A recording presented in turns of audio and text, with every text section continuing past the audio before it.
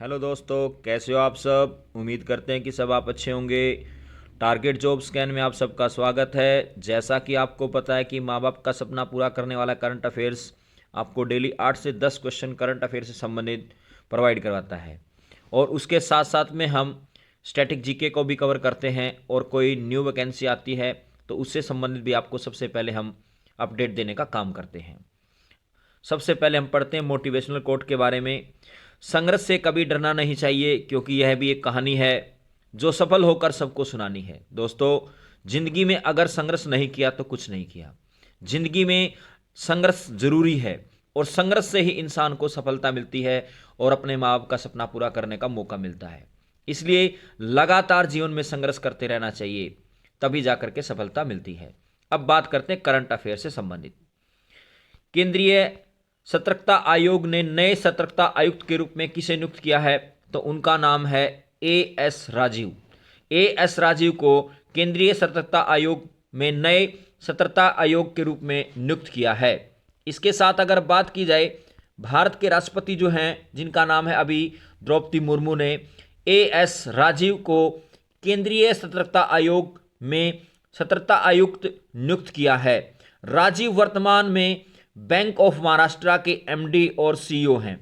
केंद्रीय सतर्कता आयोग एक शीर्ष भारतीय सरकारी निकाय है, जिसे 1964 में स्थापित किया गया। कई बार स्टैटिक जीके में क्वेश्चन पूछा गया कि केंद्रीय सतर्कता आयोग की स्थापना कब की गई? 1964 में। और इसे हाल ही में इसका आप कह सकते हैं आयुक्त किसको बनाया है? तो उनका नाम है एएस राजीव कुमार को। इसके साथ अगर बात की जाए, किस आईआईटी ने भारत के सबसे बड़े ड्रोन पायलट प्रशिक्षण सुविधा की शुरुआत की है? तो उस आईआईटी का नाम है आईआईटी गुवाहाटी। यानी आईआईटी गुवाहाटी ने आप कह सकते हैं भारत के सबसे बड़े ड्रोन पायलट प्रशिक्षण सुविधा की शुरुआत की है। इसके साथ अगर बात की जाए, भारतीय प्रौद्योगिकी संस्थान गुवाहाटी ने प्रधानमंत्री की नमो ड्रोन दीदी पहल के अनुरूप भारत का सबसे बड़ा ड्रोन पायलट प्रशिक्षण संगठन लॉन्च किया है। यह ट्रेनिंग सेंटर आरसी होबीटेक सॉल्यूशन प्राइवेट लिमिटेड के स्वामित्व वाले ब्रांड एडुरॉयड के सहयोग से लॉन्च किया गया है। इसके साथ अगर बात की जाए नेक्स्ट, टेस्ट क्रिकेट में इंग्लैंड के खिलाफ 100 विकेट लेने वाले पहले भारतीय गेंदबाज कौन बने हैं? तो उनका नाम है रविचंद्र अश्विन। रविचंद्र अश्विन जो हैं, ये 500 विकेट लेने वाले भी आप कह सकते हैं पहले दूसरे खिलाड़ी बने हैं, और केवल इंग्लैंड के खिलाफ 100 विकेट लेने वाले भारत के पहले आप कह सकते हैं गेंदबाज बने हैं या पहले खिलाड़ी बने हैं। इसके साथ साथ अगर बात की जाए, रविचंद्र अश्विन टेस्ट क्रिकेट में इंग्लैंड के खिलाफ 100 विकेट लेने वाले पहले भारतीय गेंदबाज बन गए। इससे पहले कोई भी भारतीय गेंदबाज इंग्लैंड के खिलाफ 100 विकेट अब तक नहीं ले पाया। इसी प्रकार से अगर बात की जाए, अश्विन ने 500 टेस्ट विकेट पूरे किए हैं। अश्विन इंग्लैंड और भारत के बीच हुए टेस्ट मैचों में 100 विकेट लेने वाले सिर्फ दूसरे गेंदबाज बने हैं। इस लिस्ट में उनसे आगे सिर्फ जेम्स एडरसन हैं, जिन्होंने 145 विकेट लिए हैं। लेकिन भारत के अगर पूछे जाएं तो रविचंद्र अश्विन हैं जिन्होंने ये कारनामा किया है। इसके साथ साथ अगर बात की जाए, लोकसभा के पूर्व अध्यक्ष मनोहर जोशी का निधन हो गया। वो किस राज्य के पूर्व मुख्यमंत्री थे? तो वो महाराष्ट्र के पूर्व मुख्यमंत्री थे। इसके साथ साथ अगर बात की जाए, महाराष्ट्र के पूर्व मुख्यमंत्री और पूर्व लोकसभा अध्यक्ष मनोहर जोशी का 86 वर्ष की अवस्था में निधन हो गया। मनोहर जोशी 1995 से 1999 तक महाराष्ट्र के मुख्यमंत्री रहे। यानी महाराष्ट्र के जो मुख्यमंत्री रहे ये 1995 से 1999 तक रहे, और 2002 से 2004 तक लोकसभा के अध्यक्ष के रूप में इन्होंने कार्य किया। मनोहर जोशी महाराष्ट्र के पहले गैर कांग्रेसी मुख्यमंत्री भी बने। क्वेश्चन आ सकता है कि महाराष्ट्र के पहले गैर कांग्रेसी मुख्यमंत्री कौन बने? तो उनका नाम था मनोहर जोशी। इसके साथ साथ अगर बात की जाए, 3 दिवसीय अंतर्राष्ट्रीय गीता महोत्सव का आयोजन कहां पर किया जाएगा? तो यह किया जाएगा आप कह सकते हैं कोलंबो के अंदर। इसके साथ अगर बात की जाए, 3 दिवसीय अंतर्राष्ट्रीय गीता महोत्सव का आयोजन श्रीलंका की राजधानी कोलंबो, लेकिन वर्तमान समय में अगर बात की जाए तो श्रीलंका की राजधानी जयवर्धनपुरम है। तो ये पहले की बात की गई है, उसी शहर के अंदर अब ये आयोजित किया जाएगा। 3 दिवसीय यह महोत्सव 1 मार्च से शुरू होगा। यह महोत्सव हरियाणा के कुरुक्षेत्र विकास बोर्ड के वित्तीय सहयोग से आयोजित किया जाएगा।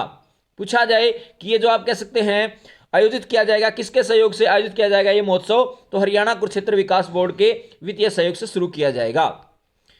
इसके साथ अगर बात की जाए डीआरडीओ द्वारा विकसित लेजर हथियार का नाम क्या है, तो उसका नाम है दुर्गा 2। यानी डीआरडीओ द्वारा विकसित लेजर हथियार का नाम क्या रखा गया, दुर्गा 2। 8वें एशियाई आर्थिक संवाद 2024 का विषय क्या है, तो इसका विषय है परिवर्तन के युग में भू आर्थिक चुनौतियां। परिवर्तन के युग में भू आर्थिक चुनौतियां आप कह सकते हैं 8वें एशियाई आर्थिक संवाद का विषय है, थीम है। इसके साथ अगर बात की जाए भारत जीपीटी समूह द्वारा शुरू किए जाने वाली चैट जीपीटी शैली सेवा का नाम क्या है, तो उसका नाम है हनुमान। हनुमान आप कह सकते हैं, इसका आप कह सकते हैं नाम रखा गया है। हाल ही में कौन सा भारतीय खाद्य ब्रांड अंतर्राष्ट्रीय संवाद पुरस्कार जीतने वाला पहला और एकमात्र ब्रांड बन चुका है, तो उसका नाम है परसुमा। इसके साथ साथ अगर बात की जाए हाल ही में किस संगठन ने global innovative on digital health launch किया है, तो उसका नाम है विश्व स्वास्थ्य संगठन ने। हाल ही में विश्व स्वास्थ्य संगठन ने भारत की G20 अध्यक्षता के हिस्से के रूप में डिजिटल स्वास्थ्य पर वैश्विक पहल की शुरू की है और इस पहल का उद्देश्य डिजिटल स्वास्थ्य प्रौद्योगिकी को लोकतंत्रीकरण करना है। इसके साथ अगर बात की जाए नेक्स्ट, हाल ही में मेलघाट टाइगर रिजर्व किस राज्य में स्थित है, तो ये टाइगर रिजर्व स्थित है महाराष्ट्र में स्थित है। यानी महाराष्ट्र मेलघाट टाइगर रिजर्व सेमाडोह में कुला मामा वॉलीबॉल टूर्नामेंट 2024 स्थानीय युवाओं की भागीदारी के साथ बाघ और वन संरक्षण को बढ़ावा देता है। क्वेश्चन आता है कि मेलाघाट टाइगर रिजर्व कहां पर स्थित है, महाराष्ट्र के अंदर। इसकी स्थापना कब की गई, 1967 में, और इसे बाघ टाइगर रिजर्व कब घोषित किया गया, 1974 में। दोनों ही क्वेश्चन वेरी इंपॉर्टेंट है। मेलाघाट टाइगर रिजर्व कहां पर है, महाराष्ट्र के अंदर। कब स्थापित किया गया, 1967 में, और इसको बाघ रिजर्व कब घोषित किया गया, 1974 ईस्वी में। इसके साथ साथ अगर बात की जाए 21 फरवरी 2024 को फ्रांसीसी अधिकारियों ने भारतीय संसद सदस्य और लेखक शशि थरूर को सर्वोच्च फ्रांसीसी नागरिक पुरस्कार से सम्मानित किया और उस पुरस्कार का नाम है Chevalier de la Legion d'Honneur, या उसको बोल सकते हैं Knight of the Legion of Honour से इनको सम्मानित किया गया। यह भारत और फ्रांस संबंधों को बढ़ावा देने के लिए एक दीर्घकालिक योगदान को मान्यता देता है और शशि थरूर डॉक्टर शशि थरूर एक प्रशिक्षित आप कह सकते हैं लेखक भी हैं और भारतीय संसद के सदस्य भी रहे हैं। इसके साथ साथ अगर बात की जाए 19 फरवरी 2024 को लेफ्टिनेंट जनरल उपेंद्र त्रिवेदी ने lieutenant general MV Suchinder Kumar के बाद थल सेना के उप प्रमुख की नियुक्ति संभाली है। यानी थल सेना के प्रमुख की अगर बात की जाए तो आप कह सकते हैं मनोज पांडे है, लेकिन उप प्रमुख की बात की जाए तो उनका नाम अभी आप कह सकते हैं उनकी नियुक्ति हुई है उपेंद्र त्रिवेदी की नियुक्ति की गई। किसके बाद की गई, सुचिंद्र कुमार के बाद की गई है। लेफ्टिनेंट जनरल त्रिवेदी को साउथ ब्लॉक लोन में गार्ड ऑफ ऑनर दिया जा चुका है। इसके साथ अगर बात की जाए नेक्स्ट, पूर्व मुख्य न्यायाधीश रंजन गोगोई को असम के वैभव पुरस्कार प्रदान किया गया है। यानी पूर्व मुख्य न्यायाधीश है रंजन गोगोई, उनको असम वैभव पुरस्कार प्रदान किया गया। असम सरकार ने घोषणा की कि वह संसद सदस्य और भारत के पूर्व मुख्य न्यायाधीश रंजन गोगोई को राज्य के सर्वोच्च नागरिक पुरस्कार से सम्मानित किया जाएगा। असम वैभव पुरस्कार से सम्मानित करेगी। उन्होंने CJI के रूप में नेतृत्व किया और शीर्ष अदालत के फैसले के माध्यम से अयोध्या में राम मंदिर की स्थापना में भूमिका निभाई। यानी क्वेश्चन आ सकता है कि राम मंदिर की स्थापना में महत्वपूर्ण भूमिका निभाने वाले पूर्व मुख्य न्यायाधीश कौन है, तो उनका नाम है रंजन गोगोई। और इनको कौन सा पुरस्कार दिया गया, असम वैभव पुरस्कार दिया गया। इसके साथ साथ अगर बात की जाए तमिल लेखक पेरुमल मुरुगन का उपन्यास फायरबर्ड, जिसकी जननी कन्नन द्वारा अंग्रेजी में कुशलतापूर्वक अनुवाद किया गया है। यानी तमिल लेखक हैं पेरुमल मुरुगन, उनका उपन्यास है फायरबर्ड, जिसका जननी कन्नन द्वारा अंग्रेजी में सफलतापूर्वक अनुवाद किया गया है। साहित्य के लिए 2023 JCB पुरस्कार से उनको सम्मानित किया गया, या उन्होंने 2023 JCB पुरस्कार जीत लिया। इस प्रतिष्ठित पुरस्कार की घोषणा नई दिल्ली में पेंगुइन रैंडम हाउस इंडिया द्वारा प्रकाशित पुस्तक के साथ की गई है।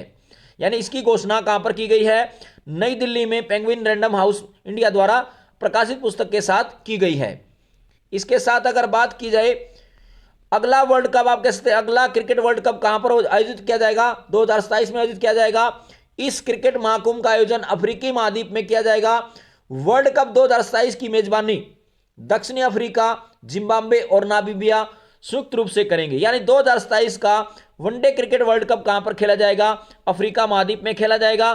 कौन से देश इसकी मेजबानी करेंगे? दक्षिण अफ्रीका, जिम्बाब्वे, नामीबिया संयुक्त रूप से इसकी मेजबानी करेंगे। इसके साथ साथ अगर बात की जाए अफ्रीका महाद्वीप में दूसरी बार ये वर्ल्ड कप आयोजित किया जाएगा। इससे पहले अगर बात की जाए तो 2003 में क्रिकेट विश्व कप का आयोजन दक्षिण अफ्रीका में किया गया था। दक्षिण अफ्रीका, जिम्बाब्वे और केनिया ने संयुक्त रूप से किया था। यानी 2003 में भी अफ्रीका महाद्वीप में वर्ल्ड कप आयोजित किया जा चुका है, जिसमें दक्षिण अफ्रीका, जिम्बाब्वे और केनिया ने संयुक्त रूप से आप कह सकते हैं मेजबानी की थी।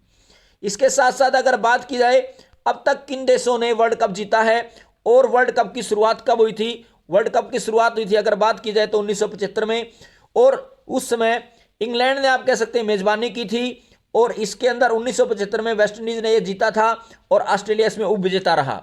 1979 ईस्वी की बात करें तो वेस्ट इंडीज ने फिर लगातार आप कह सकते हैं वर्ल्ड कप को जीतने का काम किया। इंग्लैंड इसमें उप विजेता रहा और इंग्लैंड में ही आयोजित किया गया। 1983 में भारत ने आप कह सकते हैं वर्ल्ड कप जीता। वेस्ट इंडीज आप कह सकते उपविजेता रहा और इंग्लैंड में आप कह सकते आयोजित किया गया। यह क्वेश्चन आ चुका है कि ऐसा कौन सा देश है जिन्होंने लगातार 3 वर्ल्ड कप की मेजबानी की? तो उस देश का नाम है इंग्लैंड। ठीक है। उसके बाद अगर बात की जाए 1987 ईस्वी में ऑस्ट्रेलिया ने वर्ल्ड कप जीता, इंग्लैंड आप कह सकते उपविजेता रहा और भारत और पाकिस्तान ने संयुक्त रूप से मेजबानी की।